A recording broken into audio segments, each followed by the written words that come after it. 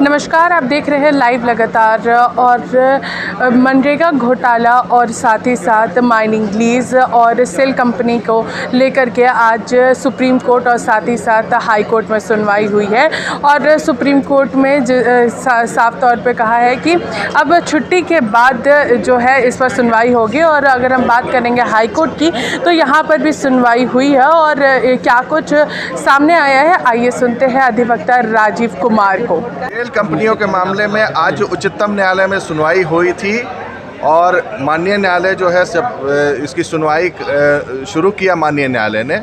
तो चूंकि उच्चतम न्यायालय से उसमें उनके जो राज्य सरकार के अधिवक्ता हैं मुकुल रोहतगी साहब, उन्होंने वहाँ समय लिया है। तो माननीय न्यायालय जो ने कहा कि आप वहाँ तो समय लेते हैं और यहाँ आर्गुमेंट करते नहीं हैं। आपको पिछले बार भी कहा गया था, आईए फाइल किया गया था, कई बार आप लोगों ने आईए डाला और टाइम लिया है।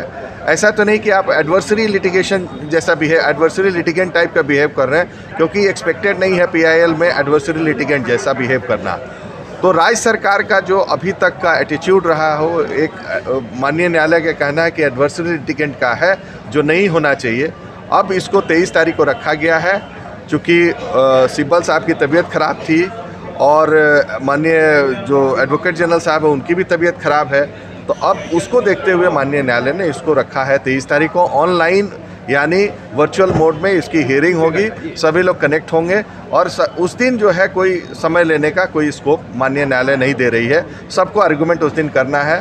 10:30 बजे से उसको रखा गया है। तीनों मामले, पहला है शेल कंपनियों का, दूसरा हेमंत सोरेन के जो है माइनिंग लीज वाला मामला है, और तीसरा जो है पूजा सिंघल का जो मनरेगा स्कैम है। ये तीनों मामले उस दिन सुनवाई हो। तो सुप्रीम कोर्ट में जो एसएलपी फाइल भी है उसके ऑर्डर के लिए वेट नहीं करेंगे आप? माननीय न्यायालय ने कहा कि वो जो मामला है इसी के लिए भी रखा गया कि एसएलपी का जो माननीय उच्चतम न्यायालय का जो एसएलपी का ऑर्डर है उसको भी हम लोग देख लेंगे।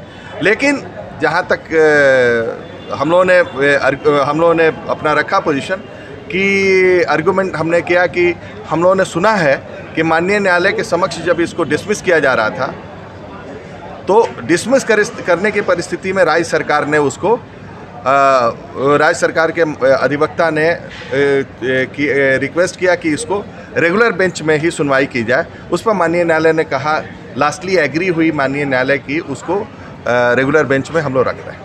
तो आपने यहाँ पर राजीव कुमार को सुना और सीधे तौर पे सारी चीज़ों को उन्होंने स्पष्ट किया है। और 23 तारीख को फिर से एक बार यहाँ पर सुनवाई होगी और वर्चुअल मोड में यह सुनवाई होनी है, क्योंकि अभी जो कपिल सिब्बल है उनकी तबीयत थोड़ी ख़राब है, जिसके वजह से अब 23 तारीख को यहाँ पर बहस भी होगी और वर्चुअल मोड में होगी।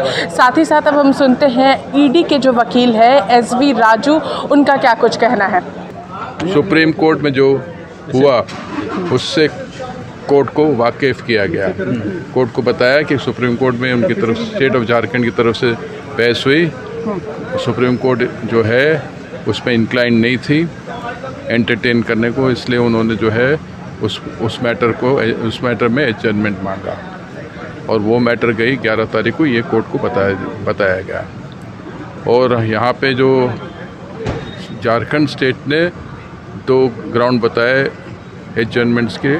एक ग्राउंड तो ये बताया कि उनके दोनों वकील बीमार है, दोनों वकीलों को कोविड हो गया है। दूसरा, सुप्रीम कोर्ट में मैटर पेंडिंग है, इसलिए कोर्ट ने मैटर को रखा है अभी 23 तारीख को और वर्चुअल मोड पे रखा है। तो आपने यहाँ पर SV राजू को सुना, जो कि ईडी की ओर से वहाँ पर ईडी के वकील के तौर पर वहाँ पर मौजूद थे और उन्होंने भी सारी चीज़ों को स्पष्ट किया और साथ ही साथ कहा है कि अब इसको लेकर के वर्चुअल मोड में 23 तारीख को सुनवाई होगी और तीनों मुद्दों को लेकर के सुनवाई होनी है। देखना ये होगा कि अब 23 तारीख को आखिर क्या कुछ चीज़ें सामने आती है और क्या कुछ निर्णय कोर्ट की ओर से लिया जाता है। इसी के साथ देखते रहिए लाइव लगातार। रांची से मैं पूजा, नमस्कार। न्यूज अपडेट के लिए आप हमारे चैनल को सब्सक्राइब करें। आप हमें फेसबुक और इंस्टाग्राम पर भी फॉलो कर सकते हैं। बने रहे लगातार.in के साथ।